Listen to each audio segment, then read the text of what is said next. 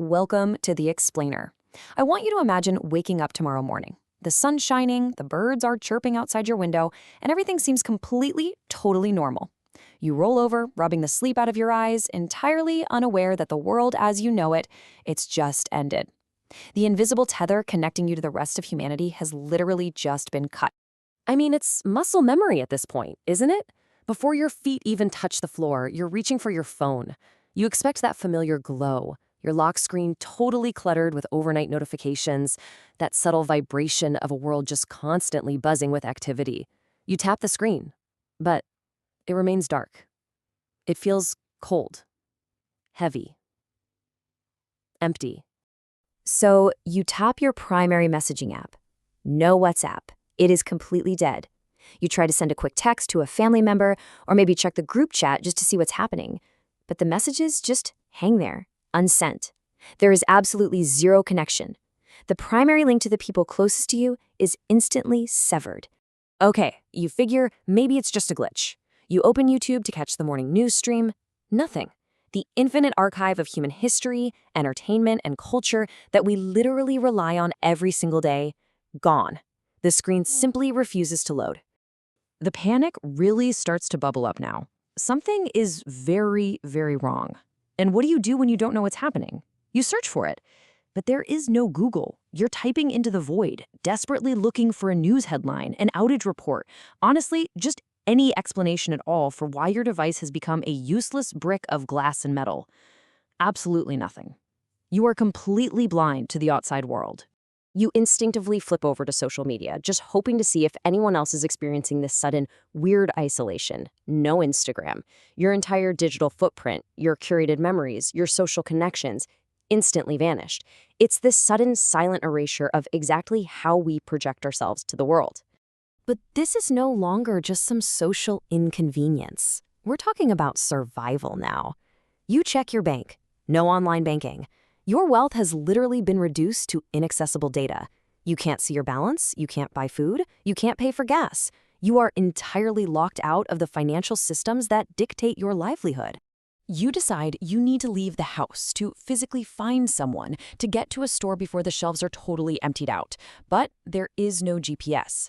Outside, the streets are already gridlocked, delivery trucks are lost, traffic lights are failing, and we are forced to navigate a world we've honestly forgotten how to read, without a glowing screen guiding our every turn. You return home completely isolated. You try to turn on the TV just to drown out the quiet, No Netflix. The digital entertainment that serves as the background noise to our modern existence is just gone. The daily touchpoints that comfort us have simply evaporated. Even the comfort of distraction is gone. The silence is absolute. Just nothing. I want you to let that complete silence sink in for a second. Imagine the suffocating emptiness of your home when the entire digital hum of the internet just vanishes. We have completely forgotten what true disconnection feels like.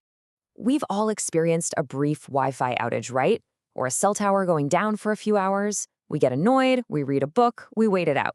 But this isn't a glitch. This isn't a temporary inconvenience. The internet hasn't vanished for an hour. It hasn't vanished for a day. It is gone forever. 8 billion people. We are no longer talking about dead smartphones in suburban bedrooms. Massive data centers are going dark. Global server farms are shutting down as we speak. Satellites are spinning uselessly in orbit. An invisible nervous system wiring the entire human race together has just been severed. 8 billion lives, intricately dependent on a network that no longer exists.